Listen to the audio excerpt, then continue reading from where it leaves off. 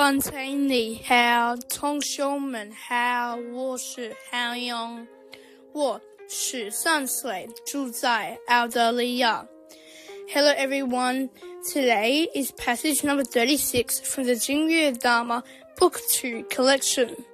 This passage is called The Bright Inner Heart. So, a lot of people seem to find Dharma practice very challenging, but in reality, it isn't so hard.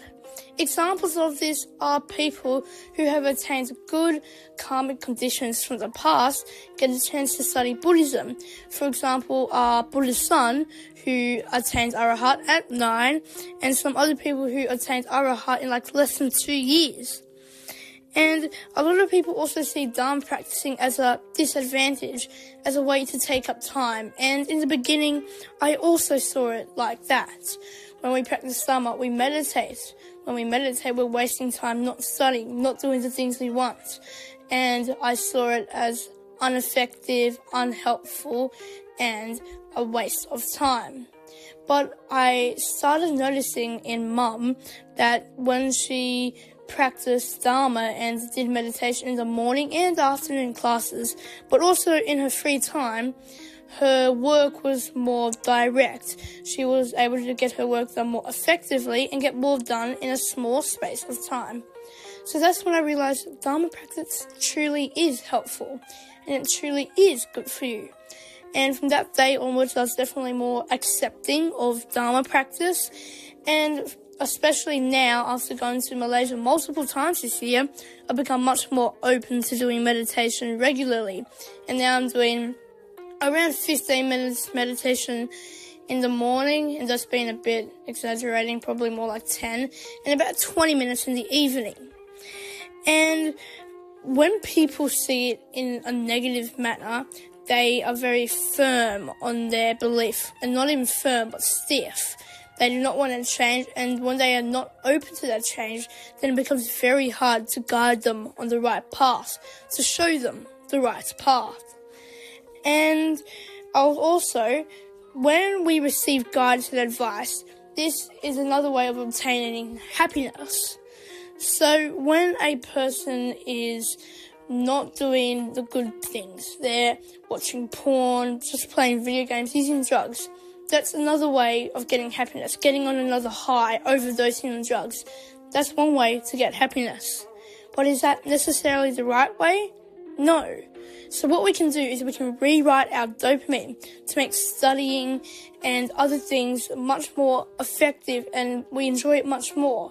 A way to do this is what I personally do in the mornings is when I get up, I get out of bed, make my bed, go to the toilet, wash my face with ice by just rubbing ice on my face, and then I drink a cup of hot water with salt and lime juice or lemon juice, and then go and sit down and do meditation. And what this does is when I wake up, my baseline dopamine is only very small ups and downs, just little, but very often. But let's say a person who gets up and starts going on their phone, they're going to have a huge spike of happiness dopamine. When they start studying or going to school, it drops down. So they get on their phone again and it goes up. And then when they go and start studying, it goes down again. So we need to make sure that we are doing things effectively to make sure that we can do it happily. So when we practice Dharma, when we practice meditation properly, we will become happy. And also, I personally find that just listening to Bante talk has a positive influence on me. Even not about Dharma, but when Bante talks, I feel a lot more light and happy and positive, like a great big burden has been lifted from my chest. And that's some of the magic that Dharma and meditation can do. And yeah, it's also the magic of kindness, all these different things. And after we practice Dharma, we can also start to understand. We can understand that this might have happened for another reason, or the reason this happened was because of this. We can see this chain reaction. A lot of people only see they got pushed, that's all that matters. But what happens if that person had been pushed by you before and someone was bullying them and then tipped them over the edge? and then they pushed you because you were the first person that came to their mind because you have pushed them first. No one ever sees that chain reaction. No one ever sees it with terrorist attacks, with wars. No one ever looks into the history and the reason of why it happens. And nowadays, a lot of people also have personal perspectives. They aren't able to see from any other perspective, but also nowadays, the Western world is not only developing a personal perspective, but a united perspective that is very single-minded, very narrow-minded, and very Eurocentric based on how good they are. And I often find it frustrating when people cannot understand what I'm talking about when I'm criticizing the Western world, because all they think is this Western world is better than anything. It's a utopia and so much more. And we always need to cultivate wisdom and blessings. We can't be doing stuff, living in our own misery, but doing nothing about it. That's something my friends do. They live in misery, don't want to live anymore, and then they do nothing about it.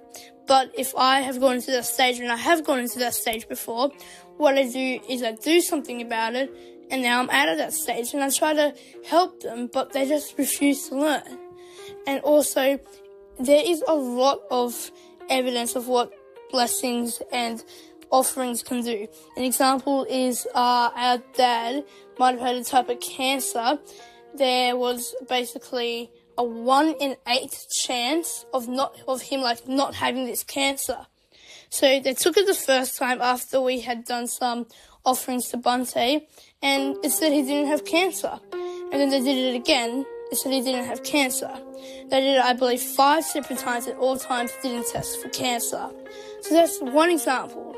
And also, one time our grandmother was starting to slowly fade away, and we did some offerings, and she came back, and she probably came back with more energy and with more spirit, and with probably more liveliness and activeness than she had before even that job. So it's just amazing what true, genuine giving can give to us in a way. Bante, I hope you're safe, well, and happy. I hope everything is going well, and I know Bante is sick, so please remember, Bante, to look after Bante's self.